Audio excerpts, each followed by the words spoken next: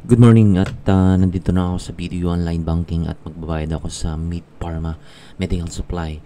So nakalagin na ako dito sa aking video online banking at tinatype ko na yung tinatawag na username ko.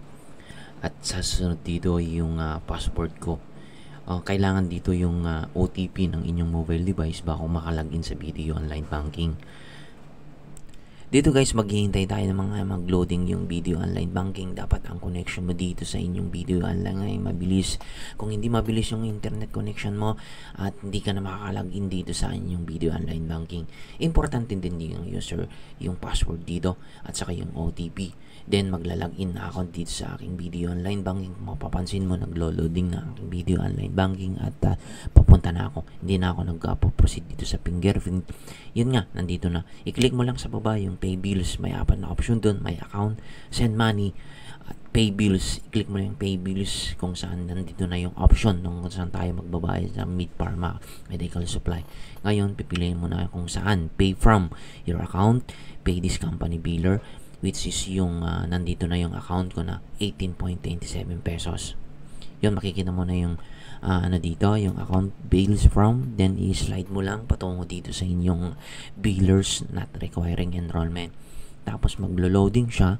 Hintayin mo, minsan kasi mahina ang connection mo, hindi siya kaagad maglo-load yung billers requirement kasi ang daming company dito. Ngayon, nandito na yung 1179 company billers name, then Meet Pharma Medical Supply. I-click mo lang dyan.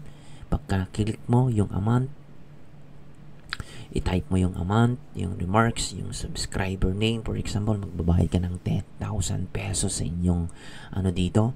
Tapos yung remarks, payment, ilalagay mo yung payments dito, yung subscriber name, at saka yung susunod dito, your name, at saka yung dito, yung account number mo.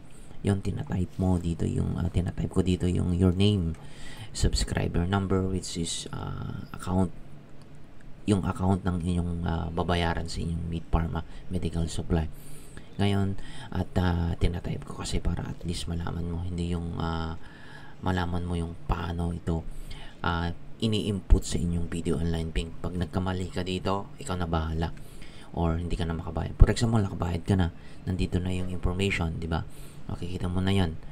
So, pagka nakikita mo yung account, company billers, Meet Pharma Medical Supply, your account, nagbayad ka ng 10,000 payment, your name, yung subscriber name, then confirm para makapag-proceed na tayo sa payment sa inyong video online banking. I-confirm mo na, kailangan ng OTP dito na notification ng mobile device mo para makabayad ka na. Thank you so much at pwede ka na mag-log out sa inyong account sa video online banking. Ganun lang guys, thank you so much at nagla-log out na ako dito. Thank you.